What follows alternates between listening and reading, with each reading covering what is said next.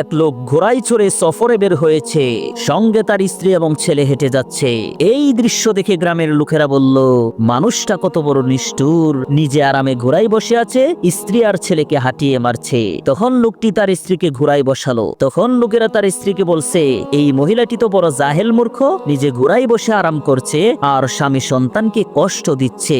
মহিলাটি লজ্জায় ঘোড়া থেকে নেমে তার ছেলেকে ঘোড়ার পিঠে বসালো। তখন ঘোড়ার পিঠে তার ছেলেকে দেখে লোকেরা বলল, এত বড় বেয়াদ্দব ছেলে, নিজে জওয়ান মানুষ হয়ে ঘোড়ায় বসে আছে আর তার মা বাবাকে কষ্ট দিচ্ছে। এবার লোকজনকে খুশি করার জন্য ছেলেটিও ঘোড়া থেকে নেমে গেল। তখন খালি ঘোড়াকে হেঁটে যেতে দেখে লোকজন বলতে লাগলো, এরা তো বড় আহাম্মকের দল, পালাক্রমে একজন করে ঘোড়াতে উঠলেও তো শান্তি পায়। তখন তারা লোকজনকে খুশি করার জন্য কোনো উপায় না দেখে তিনজনই একসাথে ঘোড়ার পিঠে চড়ে বসলো। লোকেরা এবার বলল, এরা তো বড় নাফরমান, বুবা প্রাণীকে কষ্ট দেয়। এবার তারা ঘোড়া থেকে নেমে উল্টো ঘোড়াকেই খাদে নিয়ে চলতে থাকলো। কিন্তু তবুও মানুষ খুশি হলো না। প্রিয় ভাইয়েরা আমার, এই গল্প থেকে শিক্ষা পেলাম, মানুষ আপনাকে নিয়ে সমালোচনা করবেই, তাই তাদের দিকে না তাকিয়ে আপনি আপনার লক্ষ্যকে স্থির রেখে সামনে অগ্রসর হন, তাহলেই আপনি আপনার সফলতার মুখ দেখতে পাবেন।